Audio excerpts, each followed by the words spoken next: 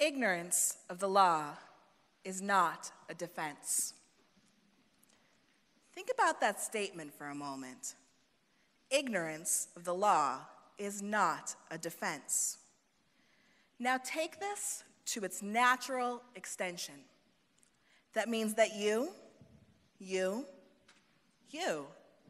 all of us, are presumed to know each law that applies to us in each circumstance we find ourselves in. My name's Jamila Johnson. I'm a lawyer, and I practice in the area of government disputes and constitutional litigation in a law firm in downtown Seattle. Now, I'm good at my job, but even I don't know every law that applies to me in every circumstance I find myself in. Sure, I have a skill set that allows me to research the law. I have a background that allows me to interpret the law and to apply the law to a set of facts. But I'm not a walking encyclopedia of the laws. In fact, no lawyer is. And so if the concept that ignorance of the law is not a defense gives me a little bit of pause, what does that mean for people who are just trying to live a lawful life? Trying to teach their kids to abide by the laws and expect their neighbors to do the same. Today we're going to talk about why ignorance of the law is not a defense. Then we're going to talk a little bit about those barriers that prevent each of us from knowing what the law is in every circumstance we find ourselves in. And then we're going to talk about some solutions to make that inherent contradiction a little less burdensome. Picture Bob. Bob's 19. Bob lives in the state of Washington, where I'm from, and he's on a street corner. He's on a street corner, he's talking to his friends, and he has a laser pointer, right? He first points it into a cafe. They kind of laugh about it, right? Then he turns and he points that laser pointer at a bus driver who's driving his bus down the road. A catastrophic accident occurs, right? And Bob is arrested. And when Bob is arrested, he learns about this little law. This little law in the state of Washington provides that if you distract a bus driver with a laser pointer, it's a Class C felony. And of course, Bob says, I didn't know that this was against the law, right?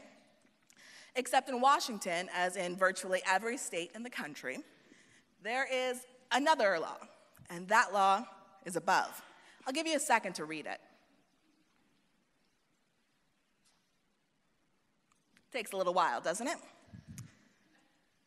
In shortest terms, ignorance of the law is not a defense. But lawyers and lawmakers, we write like this. But ignorance of the law is not a defense. And you can sort of start to think about why that's the case. On one hand, Bob doesn't know what the law is, and you feel a little guilty for Bob. Not too guilty, he's immature, but a little bit guilty, right? But then you think about the victims of this catastrophic car accident, and you think, why should they have any less rights to see justice done because the perpetrator of the crime didn't know about this law, right?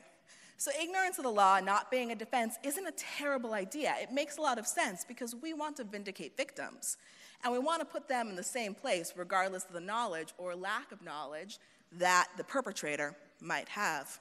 The situation may have been a little bit different if Bob lived in Babylon in 1750 BCE. Babylon was ruled under Hammurabis code. King Hammurabi very much believed that everyone should have a good understanding of their obligations under the law, right? So he wrote 282 laws, and he put them everywhere, right? Put them on tablets, put them on monoliths, spread the word to everyone in the society. Because the idea being everyone should have the right to read and to know those laws that apply to them, so that when the government exerts its force, there's some justification. They should have known better. In the 21st century, it is substantially more difficult to understand all the laws that apply to us and to interpret your obligations under the law. One of the reasons is that there are a lot of laws. Those laws are complicated, and there are some pay barriers. So we're going to be talking a little bit about those. So how many laws are there anyway? I asked this question to the Library of Congress. This is the response I got. The answer to that question is that there is no good answer, and it's not a surprising response, right? In 1926, all of the federal code fit into a single volume. Today, this is the code, right? It is a mammoth beast, absolutely impossible to get all the way through. In fact, in the 1980s, the Department of Justice took a look at this code, and they had one goal: to find out how many federal crimes existed in the US Code. After 2 years of looking, they came back with the answer: sorry, we can't do this. We don't know, right? This is the world we live in. It's a little bit scary. But we're also not just bound by federal laws. We are also folks who live in states. And when we live in states, we also get to live by state laws. I live in the state of Washington. These are the laws of the state of Washington. On the top are the state statutes that are put together by the state legislator. These ones down below are the laws that are put together by administrative agencies. Also, mammoth beast. But you don't just live in under the federal government's rule. You don't just live in states. You also live in cities and counties and towns, and each of these have laws as well.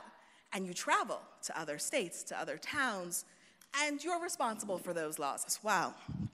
But before we go on much further, I'd like to say that it's not sinister. Lawmaking is not sinister. People mean well, right? They go off to their legislative jobs, and they think, I want to change people's lives, right? I want to vindicate the victims of crimes. I want to regulate emerging industries. It's not sinister, right? But each year, a new group of lawmakers comes in, and the year after, and a year after, and the year after, and it becomes like a layer cake. And year after year after year, the laws pile on top of each other until they're slightly askew, right? They're leaning to the side. And when they lean to the side, it becomes more and more difficult for each of us to be able to interpret our obligations under the law. These are the annotated RCWs. Annotations, which make these a lot larger, include information like other laws that apply, so you can navigate your way through. Judicial opinions, judges interpret what the law means. And you really need to go through these to fully understand your obligations. The other problem is laws are complicated. Remember when we put this up on the board before? It's not a crazy long law. It's not a ridiculously complicated law. But the language is such that it makes it a little difficult to understand right away. And when you look at the sheer number of laws, each of them somewhat difficult, you understand why people have a lot of barriers to comprehending what's in these books. When the US Constitution was first drafted, it was roughly 4,500 words. I am not counting signatures. This is not exact. The tax code annotated is 11,000 pages, right? We are a verbose profession. And that also creates this world where people aren't quite sure what their obligations are, because who has time to read 11,000 pages to understand what you should be doing? There are also pay barriers. I am a lawyer. I am a pay barrier, right? Because it becomes so complicated to understand your obligations under the law, and because there are so many laws, people have to pay money to lawyers, who then tell people what their obligations are under society. Except we're not cheap. And when you think about it, you start creating two different classes of people, right? Those who have the money to be able to afford to know what their obligations are under the law, and those who can't, right? And I'm not the only pay barrier out there. There are pay barriers such as online research tools, right? If you don't have the correct tools, you could spend thousands and thousands of dollars trying to search for the answer to a very simple question, like how long do I have to institute a lawsuit after a car accident? So we have a lot of laws. We have a very complex system, and we have pay barriers.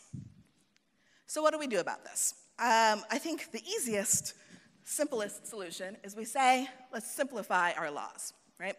Let's start removing those unnecessary laws. Everyone has heard about the kooky laws, like you can't ride a one-eyed horse with a buggy down Main Street after 2 a.m., right? And nobody's really concerned that they're gonna get charged with a crime because these laws exist. But when you see the sheer number of laws that you have to go through in order to find out what your obligations are, you start to think that that law is in the way and making it harder for me to find the law that actually applies to me. That's a problem, right? Plain language. Lawyers are trying to get better at this. Legislators are trying to get better at this. Unfortunately, they're only trying to get better at this for the laws that they pass today. It's incredibly necessary that we start asking lawmakers to start going back and simplifying the laws that were passed last year, 10 years ago, 20 years ago, 40 years ago, so that we get closer to a place where laws aren't just written for lawyers, they're written for the people who have to follow the laws. Also, why isn't there an app for that?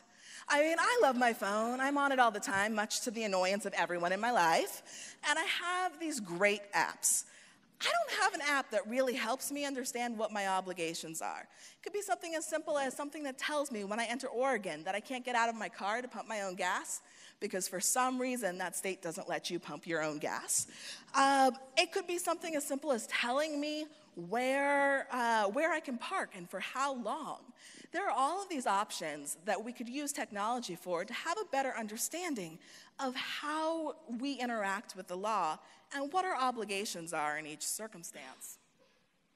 Also, educate our kids K through 12. I mean, the answer to everything is always tell kids, right? Because when they become 20 and 30 and 40, they might have a chance of understanding everything in these books, but it really is the answer. Because how can we expect anyone to understand how to research the law unless we give them the skills to be able to do so? And K through 12 education is where we do it. So in 2014, Ferguson happened, right? Ferguson, killing of an African-American teenager by a white officer. And after the grand jury came back, the President of the United States said, first and foremost, America is a nation built upon the rule of law.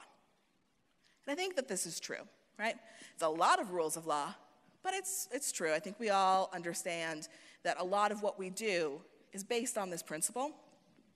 But we need a Hammurabi 2.0. If we're going to continue to say that America is a nation built on the rule of law, we need some hope of all understanding what our obligations are under that law. Thank you.